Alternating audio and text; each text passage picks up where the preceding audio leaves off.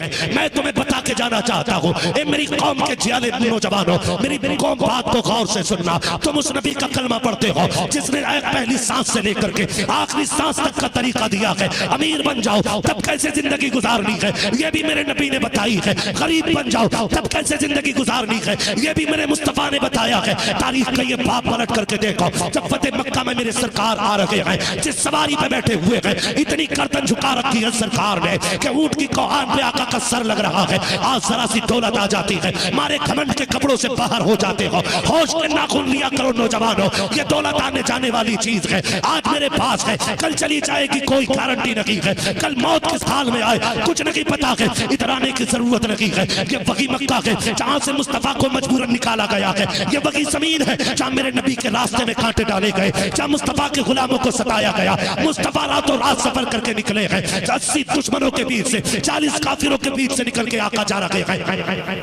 गौर करना प्यारे, इतने सख्त दुश्मन थे कि जान के प्यासे हैं, उनसे निकल के जा रहे हैं। लेकिन जब फतह मक्का हो रहा है, वही जमीन है, वही दुश्मन है, वही आका करीम की जात है। आज 10,000 से ज्यादा, तकरीबन 14,000 तलवारें मेरे नबी के साथ चल रही हैं। आज दुश्मन कांप रहा है। लोग कह दिया करते हैं कि मुसलमान काबिज होंगे तो मिटा देंगे सबको। हम कहते हैं हमारी तारीख रखी है, जहां जहां हमने कब्जा किया है बर्बाद नहीं किया है, खुदा की कसम आबाद किया है। सबसे पहले तारीख मक्के की उठा के देखो तो सही। आज 14,000 तलवारें मेरे नबी के साथ आ रही हैं। आका हाकिम भी है, कादिर भी है, आज काबिल भी है, जिसके चाके टुकड़े कर दे, बड़े बड़े कांप रखे थे, सरदारों के माथे पे पसीना था। सब ये सोच रहे थे आज मार दिए जाएंगे। लेकिन जब मेरे नबी की जबान खुली है, फरमान जारी होता है, आका कहते हैं बताओ तो सही, तुमने मेरे गुलामों के पैरों में रस्सियां बांधी, चटाई में लपेट करके धूनी लगाई गई, उनके जिस्मों पे कोड़े मारे गए, मेरे बिलाल का जिस्म जलाया गया। बताओ तो सही आज क्या उम्मीद करते हो? तो उन्होंने कहा था आप करीम इब्ने करीम है। उम्मीद ये है कि करीम कभी करम के सिवा कुछ नहीं करता, लेकिन सब कांप रहे थे। आका कहते जाओ, आज मोहम्मद ने तुम सबको आजाद कर डाला है। सुभान अल्लाह, सुभान अल्लाह, सुभान अल्लाह, जिंदाबाद। आज मोहम्मद, नारे तकबीर, अल्लाहु अकबर, अल्लाहु अकबर, जिंदाबाद, जिंदाबाद, जिंदाबाद या रसूल सल्लल्लाहु अलैहि वसल्लम। ऐसे सारे लोगों या रसूल आप अमीर हो जाओ तो मेरे नबी ने वो भी दिखाया, वो भी दिखाया और ऐलान किया, ऐलान किया। आका करीम ने नाम ले लेके कहा जो फलां के घर में चला जाए उसको भी अमान है, जो फलां के घर में चला जाए उसको भी अमान है। जानते हो, सुने जरा, आज ना कहते हैं वक्त आने दे कभी हमारा भी दौर आएगा, बोलते हैं ना। हाँ, आज बच्चे छोटे मेरे तरह लड़के जवान होने थे, दौड़ा दौड़ा के ना मारा तो नाम नहीं मेरा। ये अक्सर हम बोलते हैं हमारा भी वक्त आएगा, देख लेंगे इसे। सब्र भी कर रहा तो ये क्या क्या कर रहा, कल बच्चे जवान होंगे तो पटक लेंगे। और फिर कह रहे हम तो अल्लाह के फैसलों पर राजी। तू राजी कब है भाई? तू तो कह रहा जब आगा टाइम देखा जाएगा। नहीं, जब टाइम आएगा ना तो जो तूने किया है हम तुझसे बेहतर करके दिखाएंगे। कभी दुश्मन को मार के नहीं जीता जा सकता, दुश्मन को बचा के जीता जाता है। आप ये तारीख पढ़े ना अपने इस्लाम में पढ़े। आज कहते देख लूंगा कल टाइम आगा, और जब टाइम आ जाता है ना बच्चे जवान हो जाते हैं तो गाली भी बकता और कहता वो बच्चे छोटे थे अब घेर घेर के मार। ये इंसानियत है। मेरे नबी बैठे, जिसे माफी चाहिए कहते से आबा जो अमान मांग लेते दो, जो माफी चाहे माफ कर दो। जानते हो सारे माफी के चक्कर में एक बंदा ना सर पे चादर डाल के हुजूर की बारगाह में आके बैठ गया। उसने कहा महबूब क्या मैं भी माफ हो जाऊंगा? मुझे भी बख्श दिया जाएगा, मुझे भी बख्श दिया जाएगा। मेरे नबी ने कहा चेहरा तो दिखा। उसने कहा चेहरा बाद में दिखाऊंगा, पहले वादा करो क्या मेरा खून माफ होगा कि नहीं। महबूब कहते हैं जा हमने तुझे माफ किया।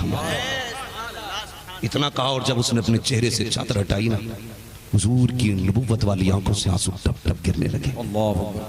आका कौन है ये, कौन है ये? मेरे नबी ने फरमाया ये वो है जिसने मेरी बेटी के भाला मारा था। अल्लाह यार तुम कहते हो हम माफ नहीं करेंगे। मेरे नबी अपनी बेटी के भाला मारने वाले को माफ करके बता रहे कि ताकतवर वो नहीं जो ताकत होते हुए बदला ले ले, ताकतवर वो होता है जो कब्जा होते हुए भी दुश्मन को माफ करके दिखा दे। ये पावर का दौर दिखाया, पावर का दौर। और गुर्बत का दौर भी मेरे नबी ने दिखाया, गुर्बत का दौर भी दिखाया। मेरे नबी की जिंदगी सभी के लिए, सभी के लिए। आका करीम अपनी जूती खुद सिल रहे बैठे हुए। अल्लाह। उम्मुल मोमिनीन आयशा सिद्दीका कहती महबूब इशारा करें तो फरिश्ते खिदमत के लिए आ जाए। और रब ने हमें आपकी खिदमत के लिए रखा। आप कहे महबूब जूती हम सिल दे, हम सिल दे। मेरे नबी ने कहा नहीं। आका क्यों? फरमाया मैं ये चाहता हूं जब कोई मेरा उम्मती बादशाह बने और तख्त पे बैठे और वो ये कहे कि मैं हुजूर की सुन्नत अदा कर रहा हूँ, तो जूती इसलिए सिल रहा हूँ ताकि कल जूतियां काटने वाला गैरत से सर न झुकाए। जब बादशाह नबी की सुन्नत बताए तो वो भी जूती सिल के कहे मैं भी मदीने वाले की सुन्नत अदा कर रहा हूँ। वाह वाह वाह। मेरे आका ने किसी को महरूम नहीं रखा, किसी को महरूम नहीं रखा। एक एक लम्हा मुस्तफा ने जिंदगी का सिखाया, एक एक लम्हा। अगर गुर्बत आ जाए ना तो हराम की तरफ न बढ़। तेरा रब तो कादिर मुतलक है। या तो यह कह तेरा रब पे भरोसा नहीं, और अगर भरोसा है तो फिर हराम के लुकमे की तरफ क्यों बढ़ा। सुभान अल्लाह। या तो यह कह के तेरा रब तुझे देख नहीं रहा, अगर तेरा ये नजरिया खुदा देख रहा है तो फिर तू ब्याज की तरफ क्यों बढ़ा। तूने शराब क्यों बेची, तूने जुए में हाथ क्यों लगाया, हराम के सिक्के की तरफ तेरा कदम क्यों बढ़ा। अगर गुर्बत आ गई थी, इम्तिहान की घड़ियां थी, तो तुझे लावारिस तो नहीं छोड़ा गया। मेरे नबी ने कहा था लो मैं तुम्हें एक जन्नत में जाने का कार्ड दे के जा रहा हूँ। आका करीम ने 2 रकात नमाज़े हाजत अता की। फरमाया मुसीबत में घिर जाओ, फाक़े हो जाए, काम न चले तो इधर उधर ठोकरे न खाना, मस्जिद में आना, मुसल्ला बिछाना, 2 रकात हाजत अदा करना, फिर हाथ उठाना। कहते हाथ उठाने में देर होगी, रब को तेरी झोली भरने में देर नहीं हो सकती। नारे तकबीर, अल्लाहू अकबर, नारे तकबीर, या रसूल अल्लाह, अल्लाहू अकबर, नारे रिसालत, या रसूल अल्लाह, नारे रिसालत, या रसूल अल्लाह, जश्न ईद मिलादुन नबी जिंदाबाद, जश्न ईद मिलादुन नबी जिंदाबाद, नारे तकबीर, अल्लाहू अकबर, नारे रिसालत, या रसूल अल्लाह। करेंगे इंशाअल्लाह हलाल कमाई की कोशिश, सारे वादा करें इंशाअल्लाह। जब लुक़मे हलाल के होते हैं ना फिर दिल में ईमान का नूर फूटता है। क्या बात। तब दिल में नूर फूटता है ईमान। जब लुक़मे हराम के होते हैं ना तो फिर इंसान तबाह होता चला जाता, बर्बाद हो, फिर उसे दिखता ही कुछ नहीं। बिल्कुल दिखता ही कुछ नहीं। वो किधर चले हम, कहाँ जा रहे हैं। खुदा की कसम आरब की बारगाह वो दिक्कतें आती हैं, अल्लाह वालों के रास्तों में दिक्कतें आती हैं। नाम सुना होगा आपने, नाम सुना होगा हबीब अजमी, हबीबे अजमी। इतने बड़े ब्याज के बिजनेसमैन थे, सौदागर थे, इतने बड़े थे कि एक वक्त का खाना भी बिना ब्याज के पैसे के बनता ही नहीं था। समझ गए बात, समझो है ना, थके तो नहीं ना। अभी मेरे पास 15 मिनट का टाइम, सुन ले जरा, अल्लाह करे ये बात दिलों में उतर जाए। एक वक्त का खाना भी बिना ब्याज के पैसे के नहीं बनाते थे, बनता ही नहीं। एक दिन ना आप गए किसी से अपना पैसा वसूल करें, बेवा औरत थी, बहुत गौर से सुनो। अगर गुनाह हो गए तो रब ने तौबा का दरवाजा बंद नहीं किया। कहां गए? ब्याज का पैसा लेने के लिए। जब ब्याज का पैसा लेने गए ना तो औरत बेवा थी। उसने कहा हबीब आज कुछ नहीं है, कुछ दिन की मोहलत दे। कहने लगे कई बार आ गए, आज खाली नहीं जाऊंगा, कुछ है कि नहीं। वो लोग सच्चे थे, उनके मकान कच्चे होते थे लेकिन ईमान के पक्के होते थे। आज जितना पक्का मकान हो रहा है ना उतना ही कच्चा हमारा ईमान हो रहा है ना। उन्होंने कहा ना बताना कुछ है घर में। उसने कहा हबीब कई दिन से बच्चे रो रहे थे गोश्त के लिए, बड़ी मेहनत से मुझे गोश्त का एक टुकड़ा मिला है, बस वही है। कहने लगे वही लाके दे। औरत रोई, हबीब बच्चों पे तरस खा, मेरे बच्चों ने बहुत दिन के बाद गोश्त की सूरत देखी है, खाने देना। गए जबरदस्ती छीना, वो घर लेके आए। बीवी ने कहा हबीब कहाँ से लाए? कहा कि फला औरत के यहाँ गया था, कुछ नहीं मिला, गोश्त का टुकड़ा ही ले आए। बीवी ने रो के कहा हबीब डर अल्लाह से, मुझे डर लगता कहीं रब का अजाब ना आ जाए, कम से कम बेवा पे तो तरस किया होता, उसके बच्चों की हाय ना लग जाए। हबीब अजमी की बीवी कह रही है उसके बच्चों की हाय ना लग जाए। कहा चुप कर, ये मेरा काम है, तेरा नहीं। तू खाना बना, मैं नहाने जा रहा हूँ। आप नहाने के लिए गए, बीवी ने खाना बनने रखा। हबीब अजमी नहा के वापस आए, बीवी से कहा खाना बन गया? कहा अभी देखती हूँ। जब हांडी का ढक्कन खोला ना तब उसमें गोश्त नहीं था, एक एक रेजा रेजा गोश्त का खून बन चुका था। अल्लाह, एक एक रेजा गोश्त का खून बन गया था। तड़प गई औरत। हबीब मैंने कहा था कहीं अल्लाह का अजाब ना आ जाए, देख आज रब का अजाब आ गया है, गोश्त का खून बन गया है, कलेजा धक धक हो गया हबीब का। अब क्या किया जाएगा हबीब, वक्त है तौबा कर ले। अभी गोश्त खून बना है, अभी रगों का खून ठंडा नहीं हुआ है, अभी सांसें चल रही हैं, तौबा का वक्त है, आ जा। हबीब अजमी ने इरादा कर लिया, तौबा करने की नीयत से जा रहे हैं। खुदा की कसम देखो तो सही गुजर रहे हैं। बच्चों ने देखा हबीब अजमी जा रहे हैं, कहते हैं बच्चों पीछे हट जाओ, वो देखो इतना बड़ा पापी आ रहा है, अगर इसके पैर की धूल उड़ के कपड़ों पे लग गई हम सारे जहन्नमी हो जाएंगे। जैसे इतना हबीब ने सुना है चीख निकल जाती है, मेरे मालिक मैं तो तेरा गुनहगार था, कम से कम मखलूक में रुसवा न कर, ए मेरे परवरदिगार इन बच्चों के आगे जलील न कर। रोते जा रहे हैं, वली की बारगाह में गए, सच्चे दिल से तौबा की है, वापस आ रहे हैं। अब वही बच्चे देख के कह रहे हैं हट जाओ, वो देखो हबीब आ रहा है, अब जहन्नमी नहीं है, इसका चेहरा बता रहा है ये जन्नती हो गया है, अब भी रास्ता छोड़ दो। एक ने कहा क्यों, कहा पहले इसलिए रास्ते से हटे थे कहीं इसकी खाक हम पे न पड़ जाए, अब इसलिए हट रखे हैं कहीं हमारी खाक इस पे न पड़ जाए। अल्लाह अकबर। हबीब घर आए हैं, अब अल्लाह की तस्बीह में लग जाते हैं। कई दिन के फाके हो गए। एक दिन बीवी ने कहा था मेरे सरताज देखो तो सही, अब क्या करना है, अब कोई रोजी घर में रखी है, बच्चों के फाके देखे नहीं जाते हैं, हबीब कुछ तो करो ताकि बच्चों को लुक़मे मिल सके। हबीब कहते हैं मेरी शरीक हयात है, मेरी सौजा, क्या कर सकता हूँ मैं, मेरा बिजनेस का काम था, आज तक कोई काम करने की आदत नहीं पड़ी। कहती मंडी चले जाओ, कितना तो कर लाओगे, कम से कम बच्चियों का पेट भर जाए। हबीब कहते हैं ठीक है कल मंडी जाऊंगा। अगले दिन बीवी ने थैला लिया, शोहर के हाथ में दिया, कहा जाओ मेरे सरताज शाम को आना तो इसमें राशन लेके आ जाना।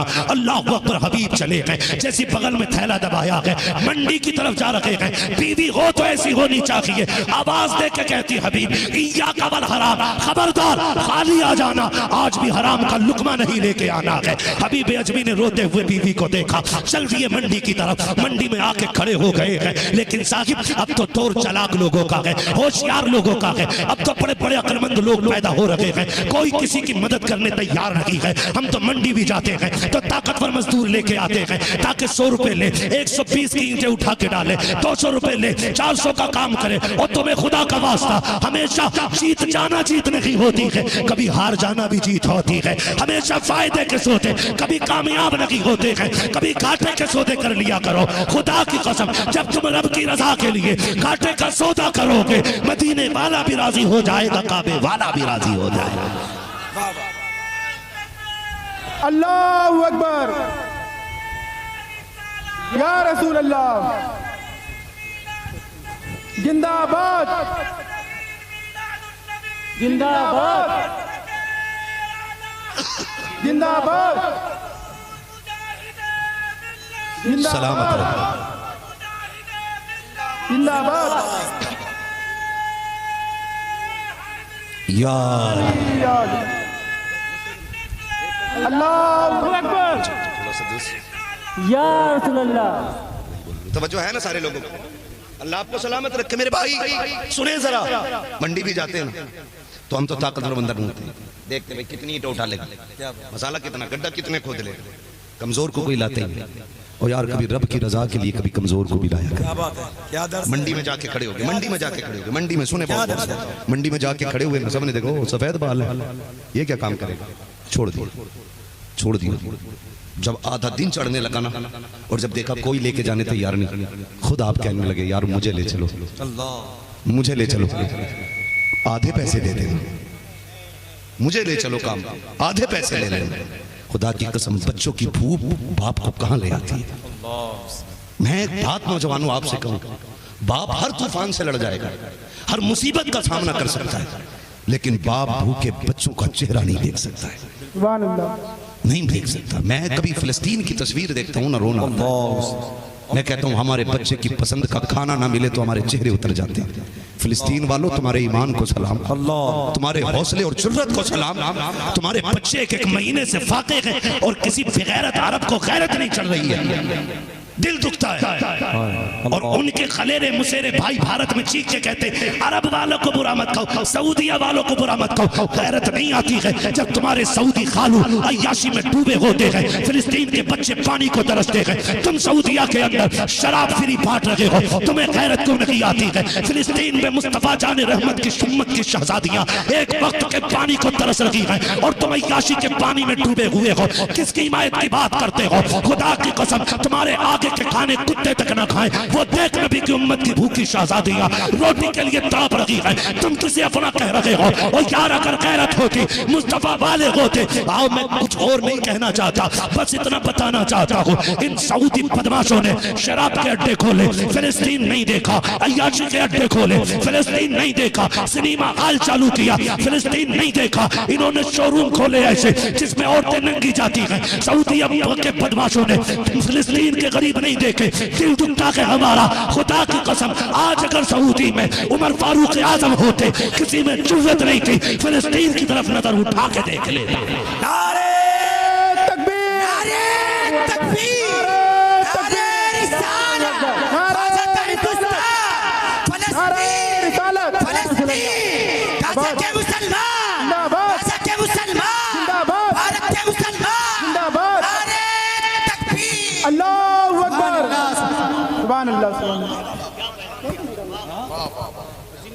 जब हमारी बाबरी मस्जिद का बिल पास होता तो कहते हैं इसमें पहली नमाज पढ़ाने काबे का इमाम आएगा, लात मारते हैं हम ऐसे इमाम को, लात मारते हैं। हम भारत के गरीब मस्जिद की छोटी मोहल्ले के इमाम के पीछे नमाज पढ़ लेंगे, लेकिन किसी हराम खोर के पीछे नमाज नहीं पढ़ेंगे। हाँ, दिल के फपोले चल उठे सीने के दाग से, इस घर को आग लग गई, घर के जरा पैगाम आला हजरत, पैगाम दादी शरिया, मज़हब इस्लाम, कानून इस्लाम। क्या दिल नहीं तड़पते तुम्हारे? वो फिलिस्तीन की बच्ची ने एक बोर्ड उठाया हुआ था और उसमें लिखा था अगर मैं मरूंगी और अब से अपने रब से मिलूंगी ना तो सबसे पहले खाना मांगूंगी। अल्लाह, पेट भर के खा के सोने वालों, अय्याशियों में दौलत लगाने वालों, गैरत क्यों नहीं आती तुम्हें? गैरत क्यों नहीं आती? और बहस यहाँ करते हो कि अगर वो हक पे ना होते तो वहां उनका तसल्लुत क्यों होता? शर्म नहीं आती है? अगर तसल्लुत से हक साबित होता तो एक दिन 360 बुत रखे हुए थे काबे में, क्या बुत वाले हक पे थे? क्या पैगाम? शर्म नहीं आती है? और यार एक बोतल पानी भेज दिया होता तुमने कम से कम, तो कलेजा ठंडा तो होता कि कम से कम इन मुस्लिम हुक्मरानों को गैरत तो आई। शर्म आनी चाहिए, गैरत आनी चाहिए। मरना है सभी को मरना। ओ भाई हम कुछ नहीं कर सकते, हमारे पास कुछ नहीं है करने के लिए, हम इतना कर सकते हैं मुसल्लों पे हाथ उठा कर रब से दुआ कर सकते हैं। खुदा की कसम खा के कहता हूँ, मैं एक गुमान के साथ कह रहा हूँ, हिंदुस्तान का एक भी सुन्नी मुसलमान ऐसा नहीं होगा जिसकी जुबान से आज तक फिलिस्तीन के लिए दुआया लफ्ज ना निकला हो, एक भी नहीं होगा। घर सजे ना 12वीं पे मुझे फिलिस्तीन याद आ रहा, घर सजे, गलियां सजी, अल्लाह काश कुछ तो होता, कुछ तो होता यार, कुछ तो होता। वो भाई अल्लाह आपको सलामत रखे। याद रखो भूख बड़ी सख्त चीज है, बड़ी सख्त चीज है। वो किसी घर में फाका था, हालात अल्लाह बेहतर करे। हमारे पास पैसे होते हैं हम इतरा के दिखाते हैं लोगों को, इतरा के दिखाते हैं ना यार। अल्लाह तुम्हें अच्छा खिलाए ना तो कभी पड़ोस में भी झांक के देखो, अगर उसके आंगन से चूल्हा ना धुआं ना उठे ना तो समझ ले इसके घर ताज़ा खाना नहीं बना है, ताज़ा खाना नहीं बना है। जा बैठक पे बैठने के बहाने से जा, अंदाजा हो जाता है। चेहरे उतरे लगे ना तो हाथ पकड़ कर कहना यार आज मेरा जी चाहता है तू मेरे साथ खाना खा ले। उसे ला और अपने दस्तरखान पे बैठा और बैठाने के बाद फिर हुजूर की सुन्नत अदा कर। खुदा की कसम फिर देख तेरे एक एक लुकमे में अल्लाह तेरे लिए जन्नत के रास्ते कितने आसान फरमा दे। जिंदाबाद जिंदाबाद, नारे तकबीर, नारे रिसालत, अल्लाहु अकबर, नारे तकबीर, अल्लाहु अकबर, नारे रिसालत, या रसूल अल्लाह, नारे रिसालत, या रसूल अल्लाह। बैठे ऐसे भाई आगे बैठे, ठीक है। माशाअल्लाह आप देख रहे हैं मद्दाह खैरुल अनाम, नाशिर मसलक आला हजरत, शायर मसलक आला हजरत हज़रत असद इकबाल कलकत्तवी साहिब क़िबला दामाज़िल्लाहुल की आमद हो चुकी है माशाअल्लाह। जो ऑपरेशन मैं घंटों में करता हूँ ना, वो ऑपरेशन असद भाई मिनटों में कर देते हैं, है ना। हमारी घंटों की बातें ये मिनटों में लपेट के ना छुट्टी कर देते हैं। अल्लाह असद भाई की उम्र में बेपनाह बरकतें अता फरमाए और यूं ही मसला के आला हजरत की खिदमत करने की अल्लाह तौफीक अता फरमाए।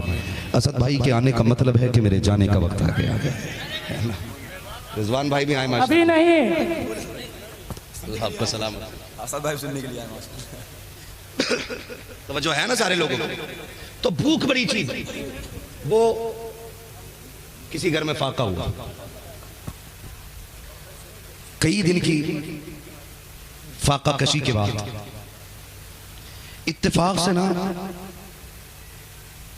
वालिद का इंतकाल हुआ।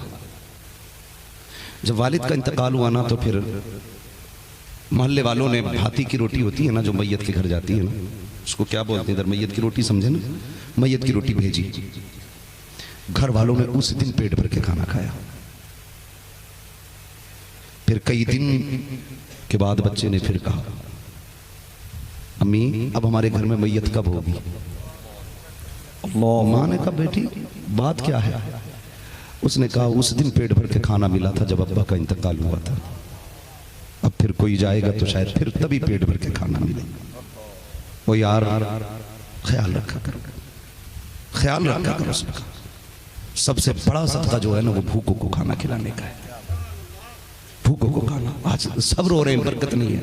बरकत तो थी और है, हम हासिल नहीं कर पा रहे, दिलों में जगह नहीं रहती। क्या दौर नहीं बदल गए।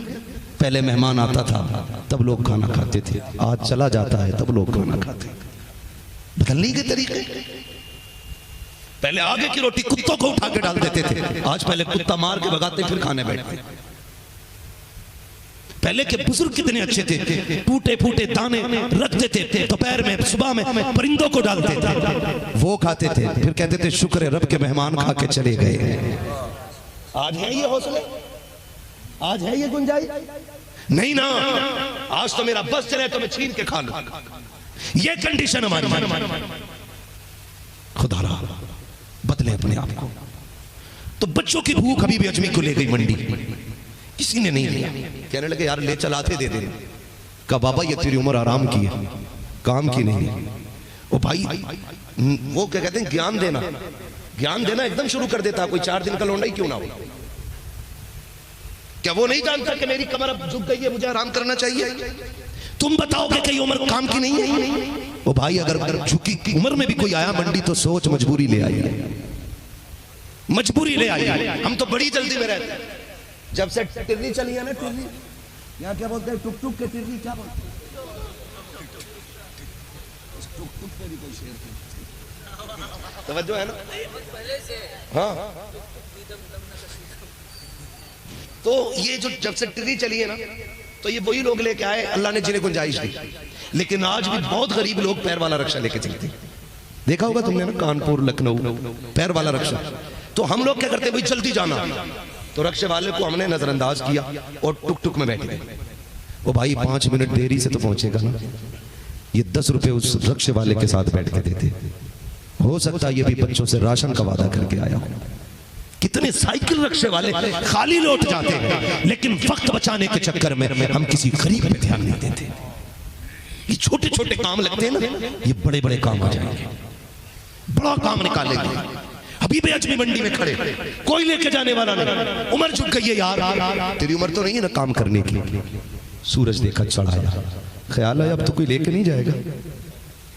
थैले को देखा, बीवी ने दिया था राशन लेके आने, छुपा लिया बगल में। घर नहीं जा सकता, बच्चे इंतजार में हैं। कहाँ जाए, मस्जिद नजर आ गई। मस्जिद में गए और जाके वुजू किया। इतना रोए कि चेहरा तर, दाढ़ी तर। मालिक मुझे किसी ने काम के लायक नहीं समझा, अब मैं बूढ़ा हो गया, अब मैं तेरी भी क्या इबादत करूं पैर भी कांपते, होठ भी साथ नहीं देते, बदन लड़खड़ाता। मालिक जो भी है ना, मैं तेरी घर की नौकरी करूंगा। झाड़ू लगाने लग गए, शाम तक झाड़ू लगाते रहे। ए अल्लाह इतना दे दे मेरे बच्चों का गुजारा हो जाए। शाम तक झाड़ू लगाई, अंधेरा हुआ, घर की तरफ चल दिए। दूर से खड़े होकर देखा बच्चे जाग रहे हैं कि सो रहे हैं। बच्चों को सोता हुआ देखा, दीवारें नीची थी। घर के दरवाजे पे गए, बीवी खड़ी थी, हाथ पकड़ा, सरताज का अंदर लाई है। खुदा की कसम वो कैसी लायक बीवियां थी, कैसी जन्नती औरतें थी। ये नहीं कहा था निकम में खाली आ गया है, कुछ लेके क्यों नहीं आया, मेरा सूट कहां से आएगा, चूड़ी कहां से आएगी। शोहर का चेहरा उतरा हुआ देखा, हाथ पकड़ा ले आई, लगता है थक गए हो। पैर धुलाए, वुजू कराया, जो चीज फारिग हुए नमाज वहां से लेट गए बिस्तर पे। लेटने के बाद बीवी ने सर में तेल डाला, मालिश करने लगी। कहती सरताज बताओ ना, आज काम पर गए थे, क्या हुआ। बीवी में गया था ना काम पे, कहा कुछ लेके नहीं आए। कहा काम तो किया है लेकिन मिला कुछ नहीं। कहा क्यों नहीं मिला। कहा मैंने मालिक ने मुझे दिया नहीं, मैंने उससे मांगा नहीं। कहा कि फिर मांग लेते, बता देते ना कि मेरे बच्चे भूखे हैं। कहते मेरा मालिक इतना बड़ा है, उससे एक दिन की नौकरी मांगते हुए गैरत आ रही थी। बीवी ये कहती कोई बात नहीं है, कल जाओगे। कहा हाँ कल फिर जाऊंगा। कहा फिर कल मांग लेना। कहते हिम्मत करूंगा। आए फिर मस्जिद में आकर के झाड़ू लगाई, सफाई की है, सजदे कर रहे हैं। शाम तक फिर इबादत में रहे। शाम को जाने का वक्त हुआ है, फिर उठाया थैला, फिर बगल में दबाया, वापस आ जा रहे हैं। फिर घर के दरवाजे पर फिर बीवी ने इस्तकबाल किया, खाली हाथ आए। कहते शरीक हयात बता तो सही, बच्चे क्या खा के सो गए हैं। कहती मेरे सरताज हमारे घर में अगर से रिस्क नहीं, दाना नहीं था, कोई चावल आटा नहीं था, लेकिन रब की दी हुई नेमत पानी तो मौजूद था। मैंने बच्चों को बिस्मिल्लाह पढ़ के पानी पिलाया, बच्चे पी के सो गए हैं। कहती मेरे सरताज आज क्या हुआ। कहा आज भी मांगने की हिम्मत नहीं हुई, अभी 2 दिन से हुए हैं। अगले दिन बीवी जब रुखसत करने आई है, कहती मेरे सरताज अगर तुम्हारी हिम्मत नहीं हो रही है तो जाओ अपने मालिक से मेरा नाम लेके कह देना कि मेरी बीवी ने आते आते कह दिया था 3 दिन काम करते हुए हो गए हैं, 1 दिन की नौकरी दे दे ताकि बच्चों को 1 वक्त का खाना मिल जाए। अब जो घर से चले गए रोते हुए हैं, बेकरारी का आलम से तड़पते हुए मस्जिद में आए हैं, मुसल्ला बिछाया के रोते जा रहे हैं। शाम हो गई है रोते रोते। कहते मेरे परवरदिगार आज 3 दिन हो गए हैं, मेरी बीवी ने आते आते कहा था मेरा नाम लेके कह देना। ए मेरे परवरदिगार कैसे कैसे मैंने 2 दिन बीवी को संभाला है, अगर कोई गलत जुमला उसकी जुबान से निकल गया मेरे परवरदिगार बर्दाश्त नहीं होगा, इसलिए कि मैं तुझसे प्यार कर रहा हूँ। अल्लाह अकबर। रोते जा रहे हैं और कहते हैं अल्लाह आज इंतजाम कर दे, आज खाली ना भेजना। कहते हैं आज जो 3रा दिन था, बीवी का चैलेंज था, इधर बेखुदी थी, मैंने खाली थैले को देखा, मैंने समझा खाली थैला लेके जाऊंगा, बच्चों को क्या दिखाऊंगा। कहते मैंने मिट्टी भरी थैले में ताकि खाली ना लगे। कहते उसे लटका के चला, मैंने बेखुदी में चला, कदमों का पता नहीं किधर जा रहे हैं। मैं चलते चलते दरवाजे पे आया, मैं दूर से हर दिन की तरह देखने लगा। मैं क्या देखता हूँ, मेरे घर के चूल्हे से धुएं उठ रहे हैं। मैंने आंखें मसल के देखा ये घर मेरा है कि किसी और का है। जब देखा तो घर मेरा ही था। मैंने करीब जाकर देखा तो खाने की खुशबू आ रही थी। फिर मैंने सोचा बेखुदी में किसी और के घर तो नहीं आ गया, मेरे घर खाने का क्या काम। कहते मैं दरवाजे पे गया, बीवी दरवाजे पे खड़ी थी, मैंने दरवाजे पे दस्तक दी, हर दिन की तरह दरवाजा खोला। उसने फिर हाथ पकड़ा है और देख के मुस्कुराने लग जाती है। मैंने कहा बात क्या है। उसने कहा तो देखो। कहा जब मैं घर में गया 1 नहीं 2 चूल्हे चल रखे हैं, तरह तरह के पकवान बन रखे हैं। मैंने कहा शरीक हयात बता तो सकी ये किधर से आ गया है। उसने कहा तुम्हारा मालिक बड़ा अच्छा है। कहा क्या हुआ कि जिसके यहाँ नौकरी करते हो ये सब उसी ने भेज दिया है। कहा सिर्फ यही नहीं है, जरा अंदर तो चले। जब अंदर जाके देखते हैं नेमतों के ढेर लगे हुए हैं। कहते हैं किसने भेजा है। कहा तुम्हारे मालिक ने। समझ जाते हैं। कहते हैं बता तो सकी सिर्फ खाने के लिए भेजा है या कोई पैगाम भी भेजा है। बीवी कहती जो आया था एक बात कह के गया है। कहा कौन सी बात। कहा उसने ये कहा था अपने शोहर से कह देना तुम मजदूरी में कमी न कर, हम तुझे रिस्क देने में कमी नहीं कर सकते।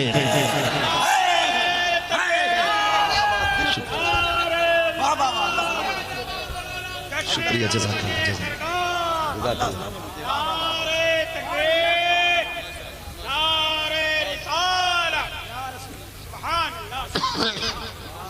हम तो माइल बकरम है कोई साइल ही नहीं, राह दिखलाए किसे रह रवे मंजिल ही नहीं। ओ भाई तू अपने रब को आवाज दे के तो देख, खुदा की कसम वो इतना देगा कि तेरी नस्लों के गुजारे हो जाएंगे, नस्लों के गुजारे हो जाएंगे। किधर चल रहे हो हराम के लुक में। आज तक कोई शराबी आबाद हुआ हो तो बताओ, आज तक कोई जुआ खेलने वाला आबाद हुआ हो तो बताओ, आज तक कोई सट्टा लगाने वाला आबाद हुआ हो तो बताओ। आज तुझे कितने हुजूर के दर के फकीर दिखाऊं जिन्होंने बादशाहों पे हुकूमत की है। डॉक्टर इकबाल की बात याद रखना कि मोहम्मद से वफा तूने तो हम तेरे हैं, ये जहां चीज है क्या लो हो सारे नहीं बोल रहे, थक गए कि मैं खत्म कर लूं। जरा कह दें या रसूल अल्लाह। बचेंगे ना हराम से इंशाअल्लाह? नहीं जाएंगे। हमारा रब जिंदा है, हमारा रब जिंदा, वो कादिर है, वो देखता भी है, सुनता भी है और देता भी है। हम अकीदे मजबूत रखें और उससे मांगे। वो भाई याद रखिए, रिजल्ट आने के बाद इनाम दिया जाता है। सब्र करें आप, फिर उसका रिजल्ट आएगा, फिर अल्लाह उसका इनाम अता करेगा। लोग कहते हैं वो करबला में इमाम हुसैन शहीद हो गए, अल्लाह साथ था तो शहीद क्यों हुए? मैंने कहा जानता नहीं, बिना इम्तिहान के इतनी आसानी से बुलंदियां तो नहीं मिलती। हुसैन पे इम्तिहान आया करबला में, उन्होंने सब्र करके दिखाया, आखिरी सांस तक रब का शुक्र अदा किया, और फिर जो रब ने इनाम दिया ना, खुदा की कसम क़यामत तक यही नारे लगेंगे, तेरी नस्ल पाक में है, तू है ऐने नूर तेरा सब घराना नूर का। तो मुश्किलें आती हैं, आए किसी पे नेक रास्ता इख्तियार करने के बाद मुश्किल, तो हिम्मत नहीं तोड़नी। मुश्किलें आती इसलिए ताकि बंदे को रब के करीब करें। उलझने आती हैं, कितने लोग पीछे पड़े रहते हैं। हाँ, तो क्या हमने स्टेज छोड़ा? असद भाई ने ये लाइन छोड़ी, जिसका जो ची में आया पका, लेकिन फर्क क्यों नहीं? कोई फर्क नहीं पड़ा। हम तो यही कहते रहे, एक तरफ आदाए दी, एक तरफ है हाशिदी, बंदा है तन्हा शाह, तुम पे करोड़ों दुरूद। हमारा तो यही शेर है, कोई फिक्र नहीं। अल्लाह से मानो, दुख हो रब को मना, वो देता है। हजरत अब्दुल्ला चले, याद है ना बात? याद है ना? हजरत अब्दुल्ला शरीक याद परदेश जा रहा, हमारे तीसरा मिंबर आने वाला है, कुछ करना चाहिए। बीवी ने कहा सरताज जा रहे हैं, कब आओगे? का दिल थोड़ा न करे, साथ आएंगे, जिंदगी भर मोहब्बत से रहेंगे, तुम्हारे हाथ की पक्की रोटी खाएंगे। सारे वादे करके आप गए, लेकिन मशीयत को कुछ और ही मंजूर था। मदीने शरीफ चले गए अपने ननिहाल, तबीयत खराब हो गई और आपका इंतकाल हो गया। घर ना, मैं तफसील से इधर नहीं जाना चाहता। हजरत अब्दुल्ला कहीं विसाल हो गया, सैयद आमीना तन्हा रह गए। 3 महीने का अरसा गुजरा, 3 महीने का। हुजूर माँ के शिकम में आए, फरमाती जब चौथा महीना आया ना, मैं तो अपने अब्दुल्ला के गम में रोती रहती थी, दिन को भी रोना, रात को भी रोना। मैं एक बात कहूँ ना, मेरी बहनें सुने, मेरी माँ भी सुने, मेरी बेटियां भी सुने, कान खोल के सुने। ये जो रियल लाइफ है ना, रियल लाइफ जिसे हम नाटक कहते हैं, ड्रामे है ना, अम्मा नमाज के इंतजार में इतनी डट के नहीं बैठेगी जितना सीरियल के इंतजार में बैठी रहती है। अंधेली को दिखता कुछ नहीं, टाइम नहीं जानती, लल्ला क्या बज गए। अम्मा क्यों परेशान है? सीरियल आ गया ना सास बहू वाला, वो देखना।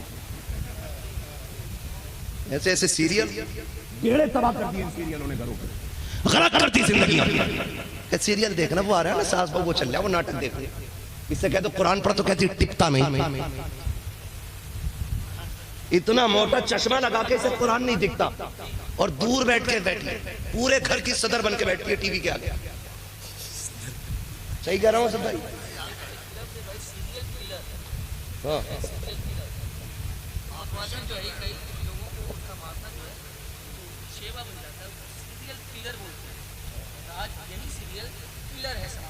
सही बात है, तो जो है ना सारे लोग। तो अम्मा कह रही है कुरान नहीं टिकता, और अपने घर का टीवी खराब है, तो 4-5 नालियां तो बस शौक में कूद जा, पता ही नहीं चलता नाली कूद के आ रही, उड़ के आ रही।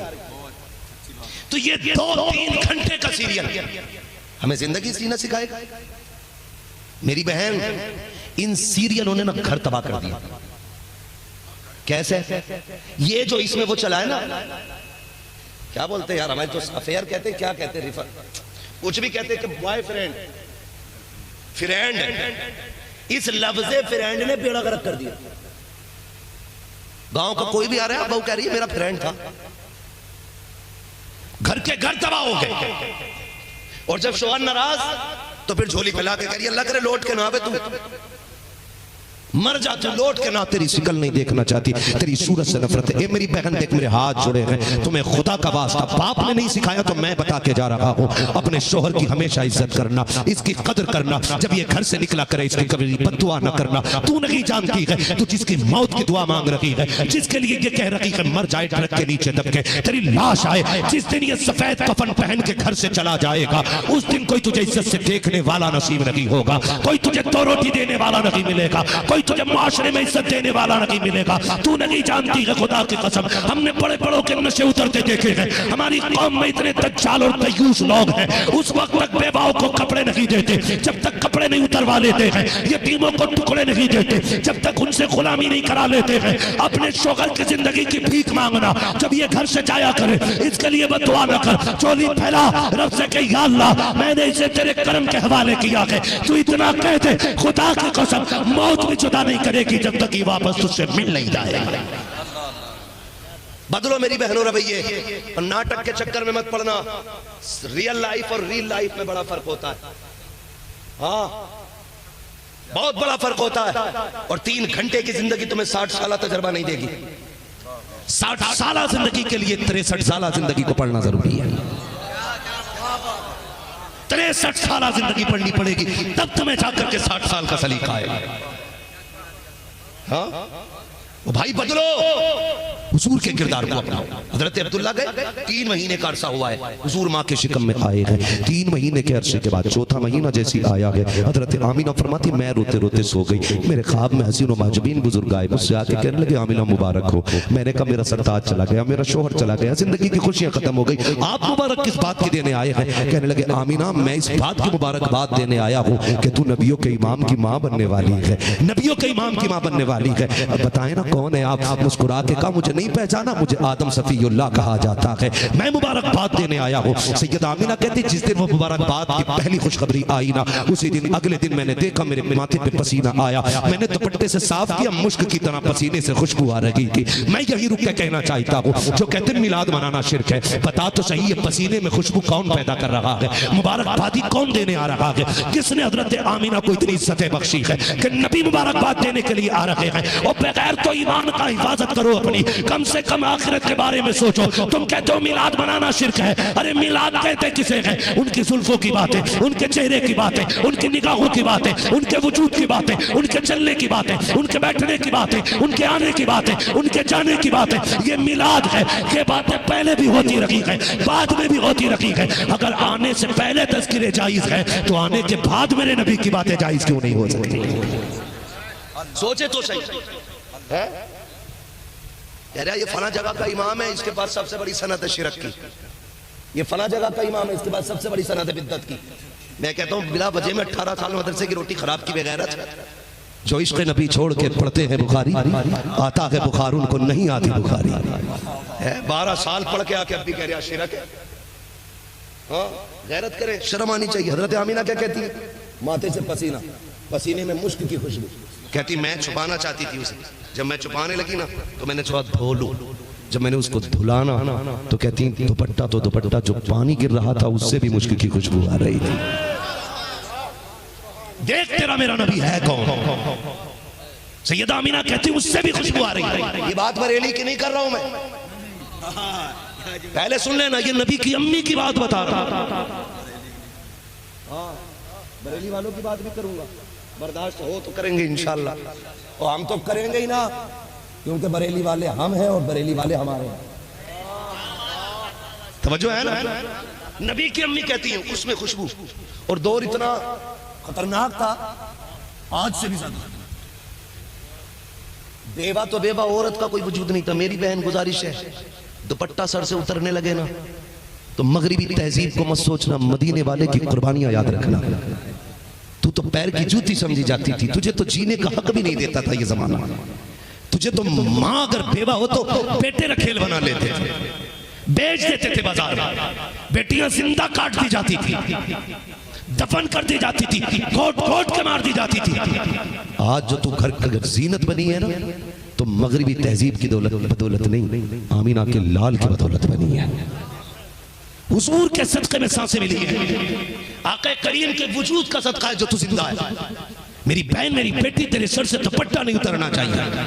सैयदा आमीना कहती है मुश्किल दौर था, और प्लस में हम हो गए बेवा, और बेवा को मनहूस समझा जाता था। मैं तो चैलेंज करता हूं जो इस्लाम को बोलते हैं ना, मैं कहता हूं कि सुने, दुनिया की तारीख पढ़ लें, जब बेवा को शौहर की चिता पे जिंदा जलाया जाता था ना, तो फिर मेरे नबी ने हजरत खदीजा से निकाह करके जमाने को बताया था बेवियां बेवाएं जलाने के लिए नहीं होती हैं, बेवाएं सीने से लगाने के लिए हुआ करती।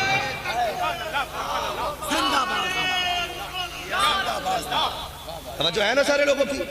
चलूं आगे भी, असद भाई को भी सुनना, वक्त तो काफी तेजी से बढ़ता जा रहा है, जरा बोले सुभान अल्लाह। तो वो कहती मुश्किल दौर था। और फिर अरब का दस्तूर बड़ा खतरनाक, कहती हमारे खानदान का दस्तूर ये था जब किसी का शौहर इंतकाल कर जाए, औरत को 1 साल तक खुशबू नहीं लगानी है, 1 साल तक अपने शौहर का सोग मनाना था।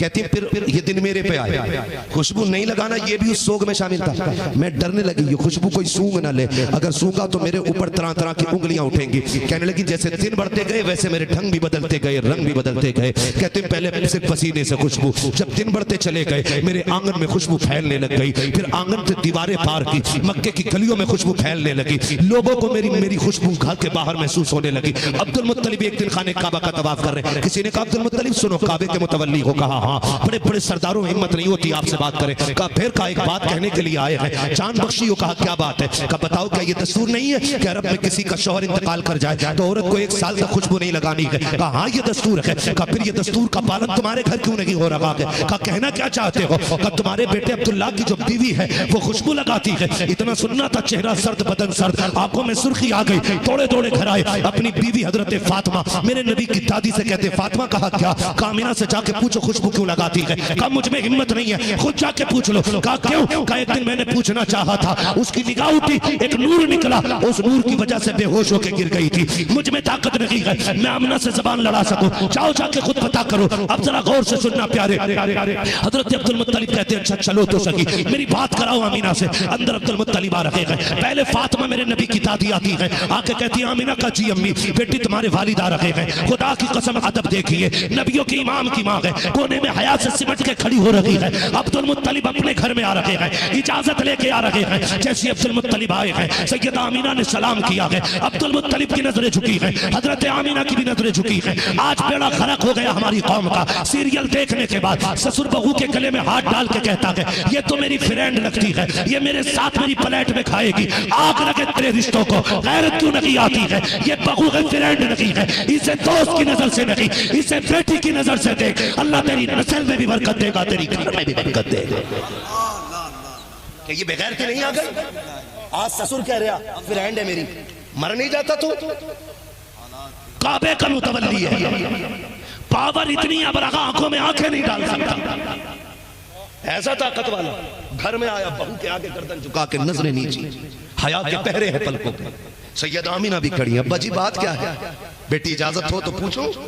अब्बा जी कहिए ना क्या हुक्म है। बेटी एक शिकायत है, लफ्ज शिकायत आया, कहने लगी अब्बा एक एक कदम फूक फूक के रखा, आज तक आमिना ने कोई ऐसा काम नहीं किया जिसकी वजह से खानदान कुरैश पे कोई उंगली उठा सके। बेटी जरा सोच के बोलो। हाँ अब्बा जी मैंने कोई काम ऐसा नहीं किया।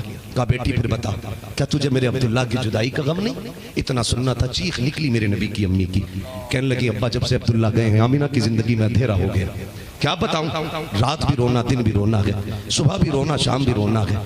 जिसका कोई काला गोरा चला जाता है वो तड़पता है, मेरा तो अरब का यूसुफ चला गया है, मेरा तो यूसुफ चला गया है। अब्बा जी जब लाल की याद आती है ना तो फिर अब्दुल्ला की याद में खो जाती हूँ।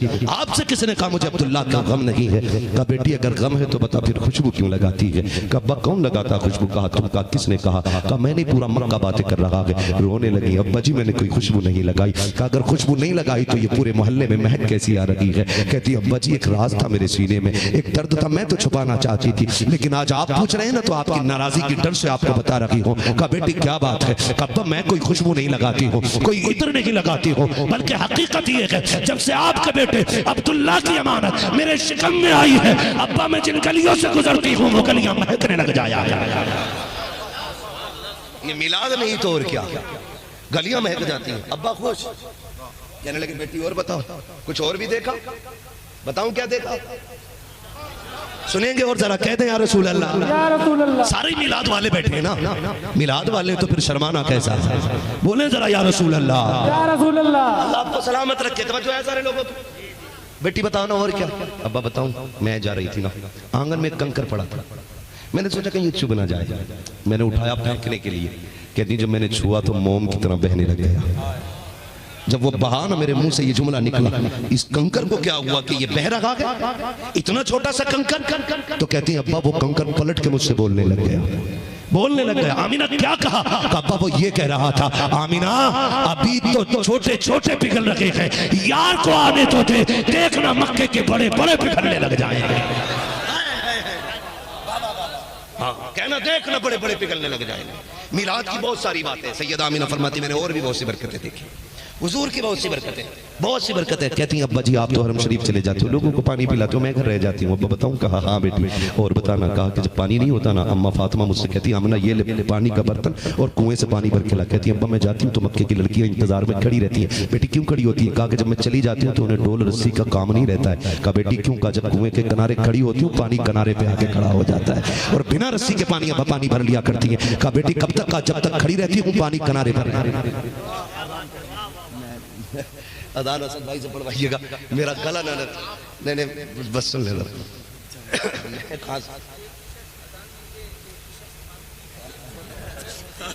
ये शख्स नमाज़े जनाजा भी पढ़ा है। तवज्जो है ना? अल्लाह आपकी मोहब्बतों को सलामत रखे, इंशाअल्लाह कोई ना कोई पढ़ी देगा। ये सब हुजूर की उम्मत के मुअज्जिन ही बैठे हुए हैं, कोई मसला नहीं है। जरा कह दे सुभान अल्लाह। चलूं आगे बात बता दूं पूरी। कहती है अब्बा मैं जाती हूँ ना तो किसी को डोल रस्सी की जरूरत नहीं पड़ती। कहा बेटी क्यों? कहा इसलिए कि जब मैं खड़ी हो जाती हूँ पानी किनारे पे आके खड़ा हो जाता है। कहा कब तक? कब जब तक रहती हूँ पानी किनारे पर रहता है। अब्बा जब सब बर्तन भर लेती है फिर मैं भरती हूँ। कहा ताज्जुब की बात यह कि मेरे बर्तन का वजन पानी का वजन, और जब मैं उठा के कमर पर रखती हूँ तो ऐसा लगता है जैसे किसी ने सर पे उठा के रख लिया है। अब्बा मुझे वजन नहीं लगता। और कहा जब आने लगती हूँ तो अब्बा ये दरख्त बड़े बड़े गिरने लग जाते हैं, छोटे छोटे पौधे भी गिरते हैं और ये कंकर पत्थर सारे बोलते हैं। अब्बा दरिया का पानी भी बोलता, कुएं का पानी भी बोलता। बेटी क्या कहता है? अब्बा जब मैं आती हूँ तो पत्थर कंकर दरख्त पौधे और कुएं का पानी सारे बोल के कहते हैं अस्सलातु वस्सलामु अलैका या उम्म रसूलिल्लाह, ए नबी की माँ तुझ पर भी सलाम हो और तेरे आने वाले बेटे मोहम्मद पर भी सलाम। अब रुक के ये बात कह के बात खत्म करूं, रुक के जरा तवज्जो करें। मुझे एक बात बताइए, ये मनहूस कौम कहती है कि उन्हें 40 साल के बाद पता चला था हम नबी हैं। क्या कहते हैं? 40 साल के बाद पता चला था नबी। वो बेगैरत की औलाद, बेगैरत इब्न बिन बगैरत। कान खोल के सुन, पत्थरों को पता है आमीना के शिकम में कौन है, और जो आमीना के शिकम में था उसे नहीं पता कि मैं नबी हूं कि नहीं। सोचो तो सही, कंकरों को पता है कि नबियों के इमाम की मां, दरागा कुआं पानी सबको पता है ये नबियों के इमाम की मां, और नबियों के इमाम को पता नहीं मैं नबी। ये तेरा अकीदा होगा। हाँ वक्त है, टाइम है, अब भी आ जा और इतना कह दे मैं मुजरिम हुआ का मुझे साथ ले लो कि रस्ते में है जा बजा जाने वाला। शर्म नहीं आती?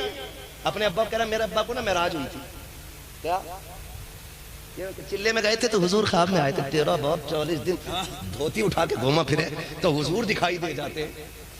शर्म नहीं आती तुझे? मेरे और हुजूर की बात आए बेगैरत तो कहते नहीं हमारी तरह, तू अपने अब्बा की तरह नहीं हो सकता, मेरे मुस्तफा की तरह हो जाएगा। मेरे इमाम ने क्या गलत कहा? सच्ची तो कहा है। और तुम पर मेरे आका की इनायत न सकी, नजदियो कलमा पढ़ाने का भी आसान गया, कम से कम कलमे की वजह से झंडा लगा ले। शर्म नहीं आती? तवज्जो है सारे लोगों की? हाँ पत्थरों को पता ये कौन आने वाला है, और फिर नबियों के ये कहते नहीं हमारी तरह ये पैदा हो तो बदबू पूरे मोहल्ले में, पूरा घर लीपा पोता जाता कि ये आए इनके आने के 40 दिन बाद मेरे हुजूर आए। सैयद आमीना फरमाती है फिर वो रात आई जिस रात में मेरा लाल आने वाला है, उस रात को सुन्नी 12वीं शब कहते हैं। कहती उस दिन मुझे बड़ा एहसास था अपने शोहर की जुदाई का। 1 मिनट बचा है, क्या इंसाफ करूं मौजू के साथ। मसला यह है हमारे असद भाई के साथ तो फरमाइशें लगी रहती हैं। मैं वो आदमी हूं भाई, मेरे आने से पहले 15-20 फरमाइशें होती कि इस पे भी बोलना, इस पे भी बोलना, इस पे भी बोलना। एक हंगामा मैशर हो तो भूलूं उसको, सैकड़ों बातों का रह रह के ख्याल आता है। 1.5 घंटा बोलते हुए हो गया है, अभी 1-2 मौजू पे बात हुई है, मुकम्मल उस पे भी नहीं कर पाया क्योंकि वक्त कम था। इंशाअल्लाह जिंदगी रहेगी ना तो फिर बात पूरी करेंगे। बस मैं आखिरी बात करके बात खत्म करने लगा हूँ, जरा कह दे सुभान अल्लाह। सुभान अल्लाह। फ्री में जन्नत चाहिए नहीं ना, वो सर कटाने पड़ते हैं यार तब जन्नत मिलती है। तुम सुभान अल्लाह कहते हुए भी डर रहे हो, बोलो जरा सुभान अल्लाह। सुभान अल्लाह। अल्लाह आपको सलामत रखे। बस तवज्जो है ना सारे लोगों। फरमाती आज ना जब 12वीं शब आई तो मुझे आज मेरे शौहर की याद आ रही थी। कहती मेरे घर में अंधेरा, अकेली कोई था भी नहीं। मैं सोच रही थी काश अब्दुल्ला होते ना, आज अकेली नहीं होती। जैसे विलादत के वक्त औरतों के पास कुछ औरतें आ जाती हैं उनकी मदद के लिए, हिम्मत के लिए। सैयदा आमिना कहती मैं सोच रही थी काश अब्दुल्ला होते ना तो आज ही चिराग भी जलता, अंधेरा नहीं होता, और मक्के की खानदान कुरैश की 5-6 औरतें मेरे पास होती, मैं तनहा नहीं होती। कहती इस ख्याल का आना था। कहती अचानक मेरे घर की दीवार फटी, फदखला सलासुन निस्वा, 3 औरतें मेरे घर में आ गई। कहती कद उनके खजूर बराबर थे, चांद जैसे उनके चेहरे चमक रहे थे। कहती मैंने उनको देखा, कहना कौन हो का नहीं पहचाना। कहती उनमें से एक कहती मुझे हव्वा कहा जाता है, दूसरी कहती है कि मुझे मरियम कहा जाता है, तीसरी कहती है कि मुझे इस्माइल की अम्मी हाजरा कहा जाता है। एक रिवायत में चौथी औरत का तस्करा है, चौथी ने कहा मुझे फिरौन की बीवी आसिया कहा जाता है। नबी की अम्मी कहती मैंने पूछा क्यों आई हो, कहा आमिना मुबारकबाद देने आए हैं क्योंकि तू सारे नबियों के इमाम की माँ बनने वाली है। कहती वो मुबारकबादी दे के गई है। अचानक मेरे घर में चांद जैसी रोशनी फैल गई, मैंने मुड़ के सरहाने की तरफ देखा तो मेरे सरहाने में चांद जैसी खातून खड़ी है। मैंने कहा हो कौन, कहा मुझे जन्नती औरतों की हूर, जन्नती हूरों की सरदार कहा जाता है। कहा क्यों आई हो, कहा तेरी आंख में आंसू आया तो रब ने मुझे तेरी दाया बना के भेज दिया है, तेरी खिदमत के लिए आई हो। नबी की अम्मी कहती है मेरी बारगाह में प्याला पेश किया गया पानी का, वो पिया। कहती मेरा घर भी रब ने सजाया, आसमान के तारों से घर सजाया गया। कहती मेरा घर सजा है, और सजने के बाद उसके बाद कहती जब सहर का वक्त आया है फखरज मिन्नी नूर, मेरे जिस्म से नूर निकला। कहती जब मेरा शहजादा जलवागर हो गया मेरे जी में आया, देखो मेरे लाल की आंखें कैसी हैं, उसकी जुल्फें कैसी हैं, उसके नाक कान कैसे हैं। हर माँ चाहती है अपने बच्चे को देखे। सैयदा आमीना कहती है मैंने भी देखना चाहा, आओ सड़ो आके देखो, तुम पैदा हो बदबू आती है, मेरा नबी जलवागर हो रहा है। इमाम अहमद रजा ने नहीं, नबी की अम्मी कहती है जब मेरी नजर पड़ी, मेरी पहली नजर बेटे के चेहरे पे पड़ी, क्या देखती हूँ, मेरे लाल की आंखों में सुरमा लगा हुआ है। जब मैंने चेहरे को देखा आंखों में सुरमा है, बालों में तेल लगा हुआ है। फरमाती कंगा किए हुए तशरीफ लाए हैं, गुस्ल करके आ रहे हैं, मखतूनन खतना शुदा है, मकसूरन नाफ कटा हुआ है, मुअत्तरन इतने खुशबूदार थे कि मक्के की सारी गलियां महकने लग गई है। अल्लाह अकबर। ये कि मेरी तरह मेरा इमाम कहता उनकी महकने दिल के गुंचे खिला दिए, जिस राह चल दिए गए पूछे बसा दिए। फिर फरमाती आते ही मेरे नबी ने सजदे में सर रख दिया। नबी की अम्मी कहती हैं काना साजिदा, आते ही सजदे में चले गए। और कहती मैंने देखा मेरे लाल के होठ हिल नहीं, देखो क्या कह रहा है। कहती जब कान लगाई तो मेरा लाल कह रहा था रब्बे हबली उम्मती, रब्बे हबली उम्मती। जमील कादरी तड़प गए, कहने लगे रब्बे हबली उम्मती कहते हुए पैदा हुए। रब ने फरमाया कि बख्शा अस्सलातो, वो कहते मैं वो सुन्नी हूँ जमील कादरी मरने के बाद मेरा लाशा भी पढ़ेगा अस्सलातो अस्सलातो अस्सलातो वस्सलाम। मेरे हुजूर आए, आते ही सजदे में सर रखा, और जैसी सजदे में आए अल्लाह ने तमाम रूए जमीन को पाक फरमा दिया, तमाम रूए जमीन को। इधर हुजूर सजदे में, अब्दुल मुत्तलिब कहते हैं उधर काबा झुक गया। मेरा इमाम कहता जिनके सजदे को महराब काबा झुकी, उन भवों की लताफत पे लाखों सलाम। और मेरे इमाम ने अगली बात ही खत्म कर दी, क्यों झुका काबा, क्यों कहते हैं सुनो हाजियो आओ शहनशाह का रोजा देखो, काबा तो देख चुके काबे का, काबे का काबा देखो। हश्र तक डालेंगे हम पैदाइशे मौला की धूम, मिसले फारस नजद के किले गिराते जाएंगे। क्यों वुसअतें दी हैं खुदा ने दामने महबूब को, जुर्म खुलते जाएंगे आका छुपाते जाएंगे, जुर्म खुलते जाएंगे आका छुपाते जाएंगे। भाई हुजूर का मिलाद मनाते रहना, और हुजूर ने आने के बाद जो पैगामात हमें दिए हैं सब पे पाबंदी से अमल करना है इंशाअल्लाह। मेरे नबी का एहसान देखें, बाप पे मेरे नबी का एहसान, माँ पे मेरे नबी का एहसान, बहन पे मेरे नबी का एहसान, बीवी पे मेरे नबी का एहसान, भाइयों पे मेरे नबी का एहसान, हर रिश्ते से जिसे हम प्यार करते वो सब मेरे हुजूर के सदक़े में मिला गया।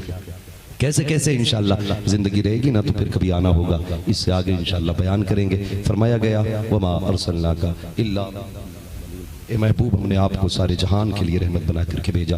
हुजूर अपनों के लिए भी रहमत बन के आए, हुजूर परायों के लिए भी रहमत बन करके आए हैं, हुजूर सबके लिए रहमत बन करके आए हैं। मैं तो कहता हूँ हर कौम को मेरे नबी की आमद पे झंडा लगाना चाहिए, क्योंकि हर कौम पे आमीना के लाल का एहसान है, हर कौम पे आमीना के लाल का एहसान है। मौला करीम हमें हुजूर से सच्ची मोहब्बत करने की तौफीक अता फरमाए, और मदीने वाले के दिए हुए तरीक़े और उसूल पे हमें चलने की तौफीक अता फरमाए। अल्लाह मुश्किल में हमें अपनी राह दिखाए, आफत में हमें अपनी याद का रास्ता अता फरमाए। अल्लाह हम सब की पेशानियों में सजदों की तड़प पैदा फरमा। मौला जब तक जिंदा रहे तेरे महबूब के सच्चे गुलाम बन के जिंदा रहे। जो लोग मेरे भाई दूर दराज से अहबाब चल करके आए हैं, खड़े होकर मेरे भाइयों ने बातें सुनी है, अल्लाह सबको उनकी मेहनत का सिला अता फरमाए और उनकी मेहनत के सिले में अल्लाह उनके माँ बाप को भी इसका सिला अता फरमाए। मौला करीम हमारी हाजिरी अपनी बारगाह में कबूल फरमाए व जो हुए गलत उनको माफ फरमाए। रब्बे कायनात जिंदगी ने दिया साथ, फिर होगी मुलाकात, चमन रहा फूल खिलेंगे, जिंदगी रही फिर मिलेंगे। मुसाफिर हम भी, मुसाफिर हो तुम भी, किसी मोड़ पर फिर मुलाकात होगी। फकीरान आए सदा कर चले, सदा खुश रहो ये दुआ कर चले। सारे लोग कलमा शरीफ पढ़ लीजिए, ला इलाहा। मेरे भाई अल्लाह आपको सलामत रखे। बड़ी मोहब्बतों से आपने सुना है, खुदा की कसम मैं देख रहा हूँ एक बंदा भी उठ के नहीं गया था बीच में, एक बंदा भी। और उठ के जा कैसे सकता है? मैं अक्सर कहता हूँ अजमेर वाले के बैठाए ऊँट नहीं उठ सकते, मदीने वाले के बैठाए गुलाम कैसे उठ के जा सकते हैं। अभी तो भाई असद इकबाल कलकत्तवी साहब को भी सुनना है, माशाल्लाह मजा आएगा, सुनेंगे इंशाल्लाह। बहुत अच्छा पढ़ते हैं और जब पढ़ते हैं इनकी आवाज़ का तो जादू होता ही है। और फिर उस पर मसला के आला हज़रत की करम की बरसात आप देखिएगा, माशाल्लाह बहुत अच्छा पढ़ते हैं हमारे असद भाई। अल्लाह आपको सलामत रख के जज़ाए खैर दे इंशाल्लाह। बहुत अच्छा सुना भाई आजम साहब और इनके जुमला अहबाब रुफ़क़ा, अल्लाह सबकी मेहनत कबूल फरमाए। और हमारे हसन भाई, मैं सबके नाम नहीं जानता हूँ, बस मैं जानूँ न जानूँ हुजूर जानते हैं। अल्लाह सबकी मेहनत अपनी बारगाह में कबूल फरमाए। हुजूर के लिए मेहनत की इन बच्चों ने, अल्लाह इन बच्चों को हुजूर की मोहब्बत का सिला अता फरमाए। जोर से मेरे साथ इन उलमा को गवाह बना के कलमा शरीफ पढ़ना, पढ़े जोर से, ला इलाहा इल्लल्लाह मुहम्मदुर रसूलुल्लाह अस्तगफिरुल्लाह रब्बी मिन कुल्ली ज़ंबिन व अतूबु इलैहि व मा अलैना इल्लल बलाग। अस्सलामु अलैकुम व रहमतुल्लाहि।